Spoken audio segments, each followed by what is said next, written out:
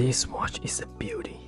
Anyway guys, let's go through the details real quick. This is a G-Shock Bluetooth function. According to this price tag, it has tough solar, even though it's not really obvious, but nice to know that this watch has tough solar or solar rechargeable feature. Smartphone link function via Bluetooth just now. This is the automatic time adjustment, nice if you're concerned. World time to 300 series function inside the watch, and then easy time adjustment, and this is the hand retraction functions. I'll show you guys how it works afterwards. 20 bar water resistant, double LED backlighting, super illuminator, which is gonna be really bright. Next up, reference number GST-B600 this the purple and black silver colorway. Retail, this is the most important one, 46,200 Japanese yen with tax included for this JDM version. Next up, this is another tag that you see on the band, tough solar. This is gonna be glass fiber reinforced case. So unlike carbon fiber, this is glass fiber reinforced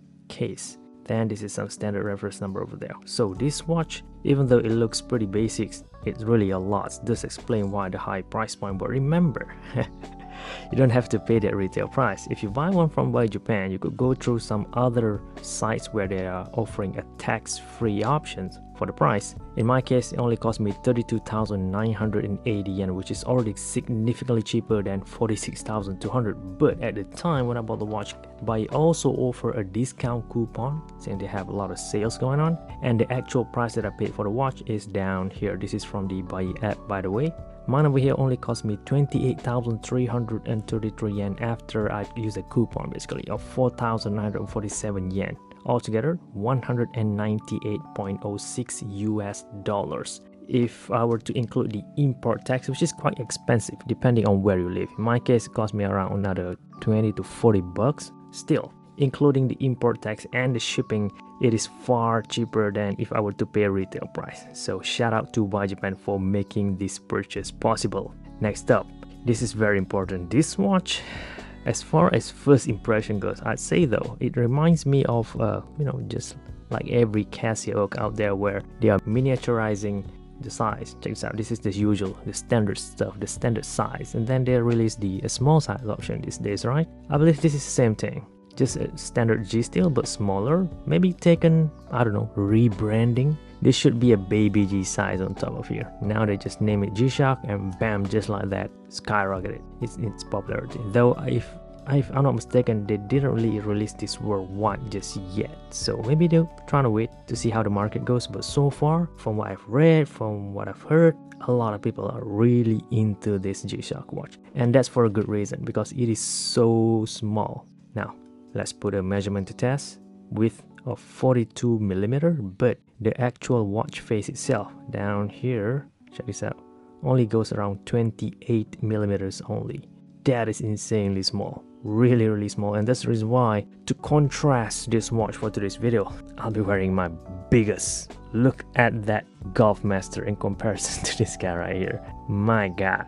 And of course, because it has smaller watch face, the display panel also smaller, but that's okay. I think you could still see it. There's not a lot of information in here. There's not even any subdial, no moving second hands even. And that's the reason why this watch has a slimness of around 11 millimeters only. But that's already included the bulkiness of the top bezel. There's another second layer of metal bezel over here, and this is the hard case itself, which is pretty slim, but then again, it is reinforced with glass fiber, so that's fine. Again, there's another metal layer at the back here, so a lot going on over here. They could literally, I don't know, miniaturize this even further if they wanted to, I think.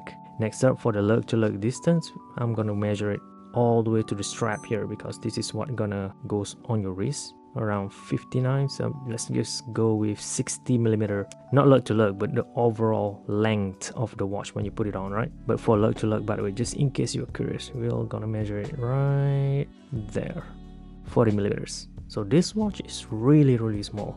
My goodness, I did not expect to see something this small. No wonder it is so popular. Anyway, let me put this on just to show you guys how it looks like, and then I'm gonna end the video by making a comparison, a size comparison video between this G steel to, since I have other G steels with me. So let's compare them side to side just to see, or just to have a rough idea how it looks like. I haven't tried the function yet. I'll wait. I'm gonna need to film all the details for the full review video, but for now, oh my goodness. obviously. This shouldn't be a surprise. Fit me perfect. So if you have a skinnier wrist, this might be for you though. It kind of reminds me of the small size version of the Casio, really. But yeah, it's designed differently. It looked like a G-Steel, and guess it has the ruggedness to it, not as sleek, as simple as this guy. I guess that's the reason why, even though it is small, it still looks really good in my opinion, unlike the Casio options where, you know, it's already simple enough and then they make it smaller in size. It really changed the look, the overall appearance. In this case, I don't think I'm gonna like it long term, but as far as first impression goes, I'm liking it, at least for this black. It looks black to me, black and purple options, right?